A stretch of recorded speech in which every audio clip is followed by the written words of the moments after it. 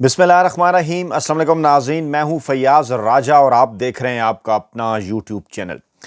दोस्तों, इस्लामाबाद के बाखबर हलकों की इत्तलात के मुताबिक पहले इमरान खान और बुशरा बीबी दोनों को बनीगाला मुंतकिली की पेशकश की गई और अब रात के ताज़ा तरीन इत्तलात ये हैं कि इमरान खान साहब को और बुशरा बीबी साहिबा को ऑफ़र की गई है रिहाई की। ख़ास तौर पर यह कहा जा रहा है कि पहले बुशरा बीबी की रिहाई यकीनी बनाई जाएगी और उसके बाद इमरान खान साहब को देखते हुए, इमरान खान साहब के रद्द अमल को देखते हुए आगे चलकर इमरान खान साहब को भी रहा किया जा सकता है। दोनों, इमरान खान साहब और बुशरा बीबी दोनों की रिहाई का ऐलान एक ऐसी सियासी शख्सियत की जानिब से किया गया है जिसके मुतल्लिक ये कहा जाता है कि पाकिस्तान तहरीक इंसाफ में उनकी आमद से पहले उनके बाकायदा तौर पर रवाबित थे पाकिस्तानी इस्टेब्लिशमेंट से, और अब भी उन पर इस किस्म का इल्ज़ाम जो है वो लगता है। क्या हासिल करना चाह रहे हैं वो इस ऐलान से, और सुप्रीम कोर्ट ऑफ पाकिस्तान के 13 जजेस का हैरान कुन फैसला कैसे और क्यों कर आगे चलकर इमरान खान साहब की रिहाई, बुशरा बीबी की रिहाई पाकिस्तान की आइंदा सियासी सूरत हाल के ऊपर अपने अहम तरीन असरात छोड़ सकता है, बात करेंगे इसके ऊपर। इसके साथ साथ पंजाब की वज़ीर आला मरियम नवाज साहबा को ख़त लिखा गया है। ख़त लिखा गया है जनाब इमरान खान साहब से ना होने वाली मुलाकातों के हवाले से, और क्या इस ख़त का ताल्लुक भी आगे चलकर इमरान खान और बुशरा बीबी की होने वाली मुमकिन रिहाई के साथ है। क्यों बार बार ये ऑफर्स और ये पेशकश की जा रही हैं, इसका बैकग्राउंड भी आपके सामने रखेंगे। रात के कल गुज़श्ता 24 घंटों की सबसे बड़ी खबर IMF की रिपोर्ट पाकिस्तान की मईशत के हवाले से, ख़ास तौर पर गुज़श्ता 3 बरसों की मईशत का इसके अंदर जायज़ा लिया गया। इस IMF रिपोर्ट ने इस मौजूदा चुंतखब हुकूमत के परखच्चे उड़ा दिए हैं और इसमें पाकिस्तान तहरीक इंसाफ की हुकूमत का भी जिक्र है, लेकिन अच्छे अल्फाज में कि कैसे शुगर माफिया के खिलाफ तहकीकात हुई। पहले तो इस बात का जिक्र है कि जनाब इमरान खान साहब ने जो तहकीकात कराई, इमरान खान साहब के दौर में जो शुगर एक्सपोर्ट करने की इजाज़त दी गई, उससे ये ज़ाहिर होता है कि ये माफिया किस हद तक मजबूत है। लेकिन आगे चलकर इमरान खान साहब और पाकिस्तान तहरीक इंसाफ को क्रेडिट दिया गया कि नाम वो जो है वो सामने लेकर आए, लेकिन बाद अज़ां इनके खिलाफ किसी किस्म की कोई कार्रवाई मौजूदा दौरे हुकूमत के अंदर नहीं हो सकी, बल्कि एक नई सियासी जमात जो है बना दी गई तरीके इस्तेकाम पाकिस्तान, जिसके अंदर जहांगीर तरीन, अलीम खान, दीगर इस किस्म के तमाम तर जो लोग हैं वो जनाब इसके अंदर शामिल थे। दूसरी बड़ी बात इस रिपोर्ट के अंदर कि पाकिस्तान में गुर्बत, बेरोज़गारी, करप्शन के अंदर इजाफा हुआ है गुज़श्ता 3 बरसों के अंदर, और इसको मुसलसल 90 दिन तक, 3 माह तक मौजूदा चुंतखब हुकूमत की जानिब से छुपा कर रखा गया था। अब जब ये मंजर आम पर आई है रिपोर्ट, तो बजाय कि इसके ऊपर बात की जाए, बार बार हुकूमत एक कांग्रेस की रिपोर्ट का जिक्र करती है टीवी चैनल्स के ऊपर कि जनाब अमरीकी कांग्रेस ने पाक भारत जंग के हवाले से ये कह दिया, फलां कह दिया, लेकिन इस रिपोर्ट का कोई जिक्र नहीं है। लेकिन दूसरी जानिब जो अखबारात हैं, जनाब जो वेबसाइट्स हैं, जो टीवी चैनल्स हैं, उनकी मजबूरी कि उन्होंने बहरहाल इसका जिक्र करना है। मैं मुख्तलिफ हेडलाइन सामने रखता हूँ जिस तरह से जो मुख्तलिफ अखबारात, टीवी चैनल्स, वेबसाइट इसको रिपोर्ट कर रहे हैं, ताकि आपको सूरत हाल की संगीनी का अंदाज़ा हो और इस बात का अंदाज़ा हो कि क्यों कर कोई बयानिया कामयाब ना होने के बाद अब बार बार इमरान खान साहब और बुशरा बीबी को रिहाई की पेशकश की जा रही है। ये रिहाई कब तक मुमकिन हो सकती है। लेकिन पहले इस रिपोर्ट के हवाले से मुख्तलिफ पाकिस्तानी मीडिया हाउसेस की हेडलाइंस। पाकिस्तान में करप्शन बड़ा चैलेंज, IMF रिपोर्ट में अहम तरीन इंकशाफात, बैड गवर्नेंस है, बदउनवानी है, और जनाब मुसलसल बदउनवानी है, और इसकी निशानदेही की गई कि जनाब ये सिलसिला बढ़ता चला जा रहा है। और अब तक गुज़श्ता 3 माह के अंदर जो गुज़श्ता 3 बरस के अंदर जो सूरत हाल रही है 2023 से, उसके बाद दिसंबर 2024 और आगे चलकर, वो जनाब तमाम की तमाम ये सूरत हाल ज़ाहिर करती है कि पाकिस्तान में हालात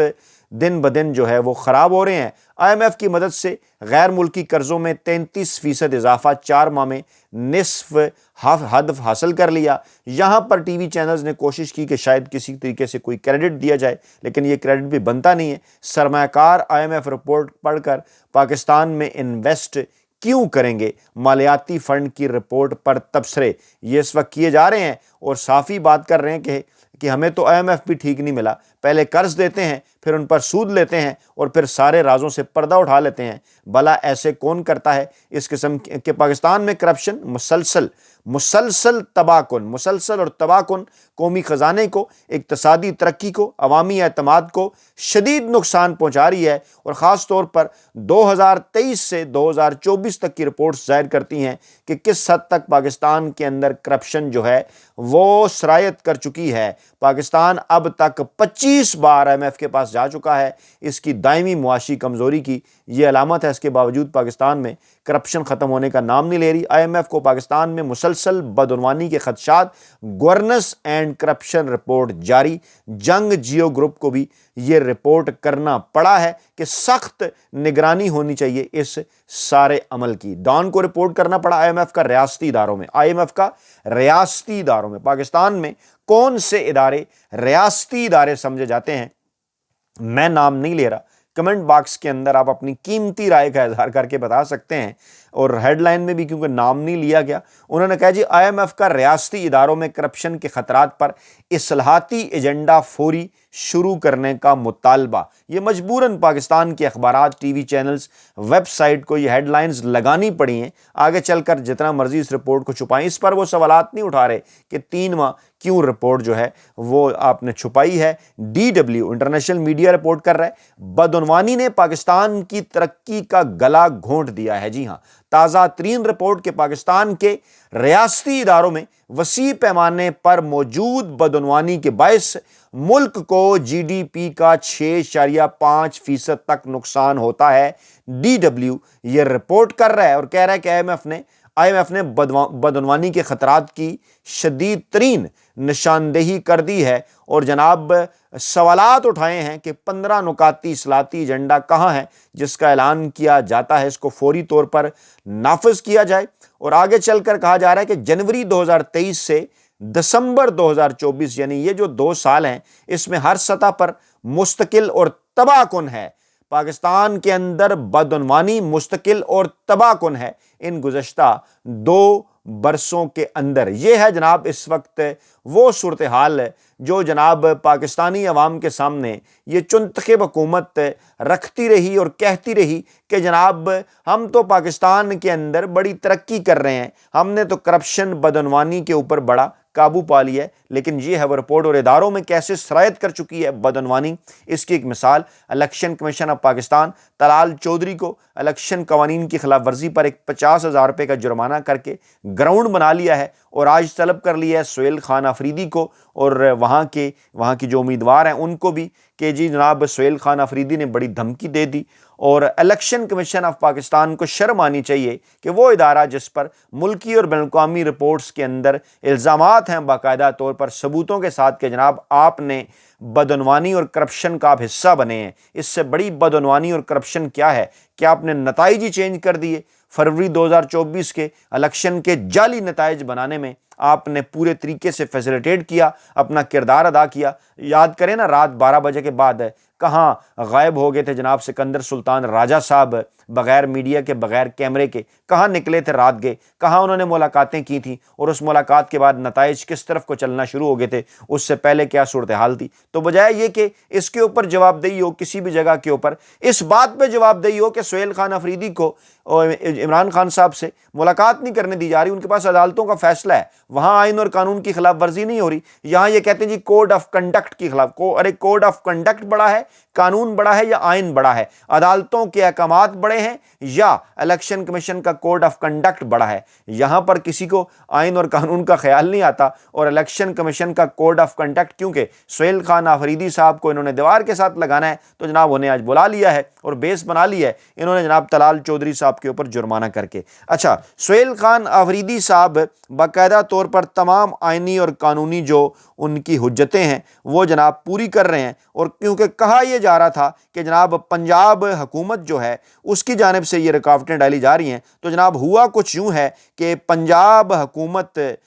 کے لیے مریم نواز صاحبہ کو جناب انہوں نے خط لکھا ہے، اور خط میں انہوں نے یہ کہا ہے سہیل خان افریدی نے اڈیالہ جیل میں عدالتی احکامات کے باوجود عمران خان کی ملاقات کے حقوق کی خلاف ورزی پر شدید تحفظات کا اظہار کرتے ہوئے مریم نواز کو خط لکھ دیا ہے، اور خط میں کہا ہے کہ عمران خان کے اہل خانہ خصوصاً ان کی بہنوں کو عدالتی اجازت کے باوجود روکا جا رہا ہے ملاقات سے۔ بدسلوکی کا نشانہ چند گھنٹے پہلے بنایا گیا بزرگ خواتین کو 1 کلومیٹر دور سڑک پر بٹھایا گیا، جو غیر انسانی ہے، غیر اخلاقی ہے، عدالتی احکامات کی کھلی خلاف ورزی ہے۔ 4 مطالبات انہوں نے سامنے رکھے: عدالتی احکامات پر فوری عمل درآمد کرائیں، بدسلوکی کے ذمہ داروں کے خلاف کارروائی کریں، جیل اور پولیس کو واضح ہدایات دیں، اور ملاقاتوں کے لیے باوقار اور قانونی نظام کا قیام عمل میں لایا جائے۔ عمران خان سابق وزیر اعظم ہیں، پاکستان کی سب سے بڑی جماعت کے قائد ہیں جس کے مینڈیٹ کے تحت KPK کی حکومت قائم ہے، لہٰذا ان کے حقوق کی خلاف ورزی کسی صورت قابل قبول نہیں۔ انہوں نے امید ظاہر کی کہ پنجاب حکومت فوری ایکشن لے کر قانون کی بالادستی انسانی وقار کو یقینی بنائے۔ کہا جا رہا ہے کہ مریم نواز صاحبہ کیا کریں گی،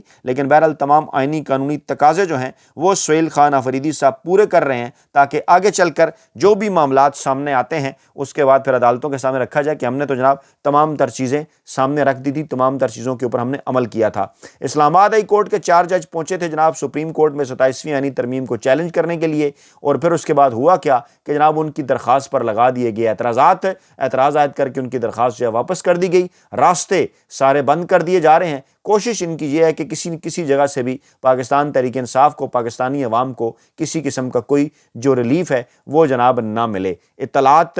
کچھ اور بھی ہیں، سپریم کورٹ آف پاکستان کے 13 جج صاحبان کے استعفوں کے حوالے سے اطلاعات ہیں۔ یہ اطلاعات کیسے اور کیوں کرائیں؟ کہا یہ جا رہا ہے کہ جناب 27ویں ترمیم پر چیف جسٹس سمیت تمام ججوں کے استعفے کی تجویز کو فل کورٹ اجلاس میں پذیرائی نہیں ملی۔ اندرونی کہانی سامنے آئی ہے، 14 نومبر کو اجلاس ہوا تھا فل کورٹ کا، اور مستعفی ججوں کے خطوط اور 27ویں آئینی ترمیم سے پارلیمنٹ کو روکنے کے لیے ادارہ جاتی رد عمل کے حوالے سے یہ فل کورٹ میٹنگ بلائی گئی تھی۔ اس دن بتایا جا رہا تھا 17 جج، لیکن 13 جج اس کے اندر شریک ہوئے۔ کئی جج صاحبان نے اس رائے کا اظہار کیا کہ اس کے اوپر اپنا رد عمل دینا چاہیے، اور کچھ جج صاحبان نے حکومت کو خط لکھنے کی تجویز دی، تو چیف جسٹس نے کہا کہ خطوط لکھے جانے کو وہ درست نہیں سمجھتے، تاہم عدالت کے پاس جوڈیشل ریویو کا اختیار ہے، اس کے سوا پارلیمنٹ کو کیسے قانون سازی سے روکا جا سکتا ہے؟ تاہم اس پر بھی ججز نے ادارہ جاتی رد عمل دینے پر اصرار کیا، اور ذرائع یہ دعویٰ کر رہے ہیں کہ ایک سینئر جج نے کہا کہ ایک ہی طریقہ ہے کہ چیف جسٹس سمیت تمام جج مستعفی ہو جاتے ہیں۔ اس تجویز پر فل کورٹ میٹنگ میں سناٹا چھا گیا۔ بعد میں فل کورٹ میں شامل ججوں کی اکثریت نے استعفیٰ دینے کی تجویز سے اختلاف کیا۔ دونوں رد عمل کے لیے بڑا دل گردہ چاہیے کہ آپ ریویو کرنا شروع کر دیں، بلا لیں حکومت کو، اس معاملے کو دیکھنا شروع کر دیں، یا جناب آپ ریزائن کر جائیں۔ دونوں بڑے معاملات ہیں نا، اور تیسرا راستہ تو یہی تھا کہ آپ بدستور اسی تنخواہ کے اوپر کام کرتے رہیں، اپنی مراحت اور اپنی پنشن کا انتظار کرتے رہیں، کسی قسم کا کوئی رد عمل نہ دیں، نہ جناب اس کو ریویو میں لے جا کر اور نہ ہی استعفیٰ دے کر۔ دونوں ہی کام جناب غیر معمولی ہے نا، دونوں ہی کام آپ سے ایک عزت وقار اور ایک جناب رد عمل یہ اس قسم کا ہے جو کہ آئین اور قانون کے لیے لوگ کھڑے ہوتے ہیں، وہ جناب اس قسم کا رد عمل دے سکتے ہیں۔ یہاں پر تو صورتحال کچھ اور ہے، تو پذیرائی نہیں ملی جناب۔ ایک سینئر جج نے کہہ بھی دیا کہ چیف جسٹس سمیت سارے اس وقت جو جج موجود ہیں سپریم کورٹ آف پاکستان کے اندر، وہ سارے کے سارے ریزائن کر جاتے ہیں اپنے دیگر ساتھیوں کی طرح۔ ہمارے جو دیگر ساتھی ہیں، جس میں اطہر من اللہ ہیں، جس میں جو ہے وہ منصور علی شاہ صاحب ہیں، ذرا یہ دعویٰ کر رہے ہیں کہ یہ تجویز جسٹس منیب اختر صاحب کی جانب سے آئی تھی سامنے، سینئر جج ہیں سپریم کورٹ کے، لیکن اس کو پذیرائی جو ہے وہ نہیں ملی، اور جو ہے وہ عائشہ ملک اور منیب اختر صاحبہ نے فی الوقت جو ہے وہیں پہ اپنے قدم جمانے کا پھر انہوں نے فیصلہ کیا۔ اس قسم کی اطلاعات سپریم کورٹ آف پاکستان سے آ رہی ہیں۔ دوسری جانب جناب پاکستان تحریک انصاف کے اندر آنے والی شخصیت شیر افضل مروت، جن پر پہلے بھی الزامات لگے، اب بھی لگ رہے ہیں، اور کچھ کنفرمڈ سورسز بھی یہ بات کرتے ہیں، انہوں نے اب ایک بات کی ہے، انہوں نے کہا کہ میری اطلاعات ہیں کہ بشرا بی بی صاحبہ کو رہائی کی پیشکش ہوئی ہے۔ جی ہاں، کل کی ویڈیو میں نے آپ کے سامنے یہ رکھا تھا کہ انصار عباسی پاکستانی اسٹیبلشمنٹ کے خود ساختہ اور غیر سرکاری ترجمان کیسے بار بار یہ پیشکشیں پہنچا رہے ہیں، اور کل کی اپنی ایک تحریر کے اندر انہوں نے یہ کہا تھا کہ عمران خان تو خود یہ ریکویسٹ نہیں کریں گے، حکومت کو اور اسٹیبلشمنٹ کو چاہیے کہ وہ جناب عمران خان صاحب کو اور بشرا بی بی صاحبہ کو بنی گالہ منتقل کر دیں، وہاں پر ان کو لمیٹڈ ملاقاتوں کی اجازت دیں، ایک قسم کی جو ہے نظر بندی وہاں ان کے دوست اور جناب باقاعدہ لسٹنگ ہو کے فیملی کے ارکان وہاں ان سے ملاقات کر سکتے ہیں، اور بدلے میں پھر انہوں نے کہا تھا کہ پی ٹی آئی راستہ کھولے، دروازہ کھولے اور کچھ جو اسٹیبلشمنٹ کے ساتھ جو ہے وہ مفاہمت کرے۔ یعنی پہلے عمران خان صاحب کو، بشرا بی بی صاحبہ کو نظر بندی کی پیشکش ہوئی، اب کہا جا رہا ہے، اطلاعات ہیں، شیر افضل مروت صاحب بتا رہے ہیں کہ جناب عمران خان صاحب کی اہلیہ بشرا بی بی کو رہائی کی پیشکش ہوئی ہے، اور پھر انہوں نے یہ کہا کہ پہلے بھی رہائی کی پیشکش ہوئی تھی، دونوں کو ہوئی تھی پہلے، بشرا بی بی اور عمران خان صاحب دونوں نے جناب اس پیشکش کے اوپر جو ہے وہ اعتراض کر دیا تھا، اور آگے چل کر انہوں نے سہیل خان افریدی صاحب کو مشورہ دیا کہ وہ 7 دفعہ آ چکے ہیں، ان کو ملاقات کی اجازت نہیں دی جا رہی، بے توقیری ہو رہی ہے، اور میرا خیال ہے کہ جناب ابھی کوئی اس قسم کا جو ہے وہ ایسا ان کے پاس مزید آپشن نہیں ہے کہ وہ عمران خان صاحب سے جو ہیں وہ ملاقات کر سکیں۔ یہ جو ایک میسج ہے، یہ جو ایک پیغام ہے پاکستانی اسٹیبلشمنٹ کی جانب سے کہ جناب عمران خان صاحب کو، بشرا بی بی کو نظر بندی کی آفر ہم کر چکے، عمران خان صاحب کو، بشرا بی بی صاحبہ کو رہائی کی پیشکش ہم کر چکے، باقاعدہ اعلان کر کے وہ کہہ رہے ہیں نا کہ جناب ہم نے اس حوالے سے پیشکش کر دی ہے۔ یہ بتاتی ہے کہ جناب کوئی بھی بیانیہ عمران خان اور پاکستان تحریک انصاف کے خلاف کسی قسم کا موجودہ چنتخب حکومت کا، ان کے ہینڈلرز کا، سہولت کاروں کا کامیاب نہیں ہو رہا ہے۔ اس لیے بہرحال ان کی یہ خواہش ہے کہ عمران خان صاحب باہر آ کر کسی نہ کسی قسم کی لیجیٹیمیسی ان کے سسٹم کو دے دیں، لیکن ایسا لگ نہیں رہا۔ اپنا بہت خیال رکھیے گا، دعاؤں میں یاد رکھیے گا۔ نئی ویڈیو کے ساتھ جلد حاضر ہوں گے، اللہ نے کے بعد۔